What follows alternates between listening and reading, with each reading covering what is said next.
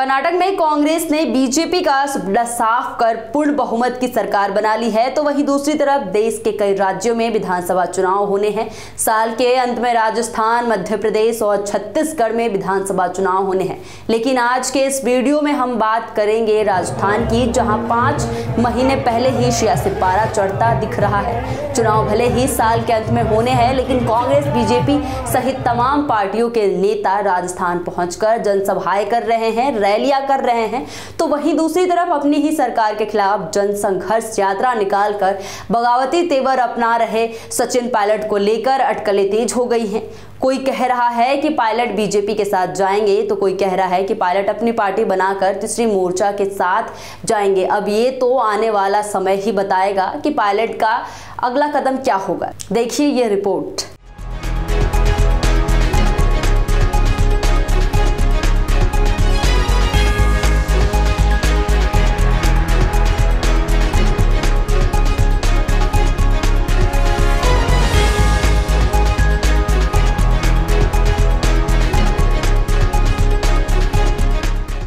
राजस्थान की राजनीति में वसुंधरा राजे बड़ा नाम है, जिसके आसपास बीजेपी का कोई नेता दूर दूर तक नजर नहीं आता।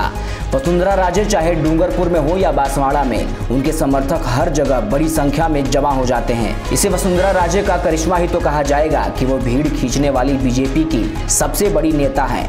मौजूदा राजनीतिक परिवेश की बात की जाए तो लगता है कि वसुंधरा राजे फिलहाल हाशिए पर हैं। बीजेपी जहां इस बार राजस्थान की सत्ता अपने पाले में करने के लिए कोई कोर कसर नहीं छोड़ेगी, वहीं दूसरी तरफ प्रदेश के सीएम अशोक गहलोत एक बार तू एक बार मैं की परंपरा को तोड़ने पर अड़े हैं।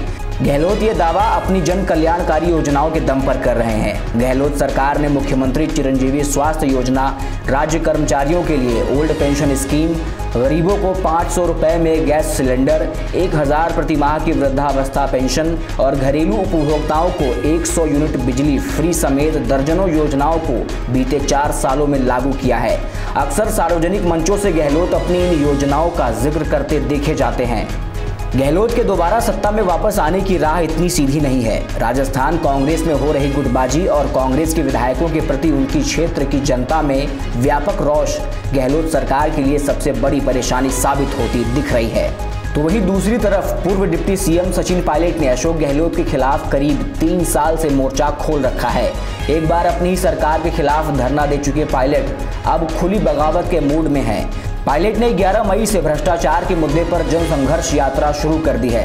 तो अब कांग्रेस आलाकमान की मुश्किल ये है कि इस गहलोत पायलट लड़ाई को आखिर कैसे थामा जाए। पायलट रुकने को तैयार नहीं तो गहलोत झुकने को राजी नहीं। ऐसे में कांग्रेस को इस हाल के चलते विधानसभा चुनाव में तगड़ा नुकसान होने का अंदेशा है। इस सब के बीच पायलट का राजनीतिक भविष्य भी दांव पर लगा है। ऐसा माना जा रहा है कि विधानसभा चुनाव से पहले अगर सचिन पायलट को प्रदेश अध्यक्ष या चुनाव संचालन समिति में अहम जिम्मेदारी नहीं मिली तो उनकी अगली मंजिल बीजेपी होगी। तो लोग पायलट को लेकर कयास लगा रहे हैं। बीजेपी अजमेर संसदीय सीट से लोकसभा का चुनाव लड़ाकर केंद्र में मंत्री पद दे सकती है। बीजेपी को इससे पूरे राज्य में गुर्जर वोटों को साधने के लिए पायलट को अपने पाले में लाना पड़ेगा। पायलट अनुभवी नेता हैं और वो जानते हैं कि राजस्थान में 2 दलों की सीधी टक्कर में तीसरे दल की संभावना नहीं है। इसलिए कांग्रेस का दामन छोड़कर तीसरे दल के गठन की संभावना केवल वक्त की बर्बादी होगी। कुल मिलाकर पायलट का अगला कदम क्या होगा, ये अगले 2 महीनों में साफ हो जाएगा। राष्ट्रीय लोकतांत्रिक पार्टी के अध्यक्ष हनुमान बेनीवाल जाट समाज के लोकप्रिय नेता हैं। जाट समाज के युवा बड़ी संख्या में बेनीवाल से जुड़े हैं, लेकिन आरएलपी के दम पर बेनीवाल राजस्थान की राजनीति में किंग मेकर बन सकें, इसकी संभावना कम ही है। लेकिन कुछ जाट बहुल सीटों पर बेनीवाल के उम्मीदवार बीजेपी और कांग्रेस के सीधे मुकाबले को त्रिकोणी बना सकते हैं। इन तमाम राजनीतिक समीकरणों के बीच इस बार राजस्थान विधानसभा चुनाव इस कदर रोचक होगा जैसा पहले कभी नहीं हुआ।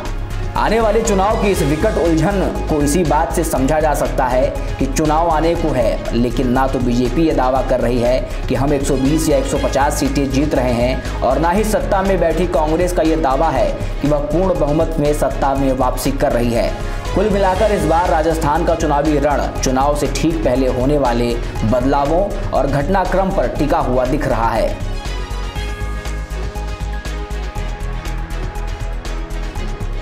ऐसी ही इंफॉर्मेटिव खबरें देखने के लिए वीडियो को लाइक करें, शेयर करें और चैनल को सब्सक्राइब करना ना भूलें।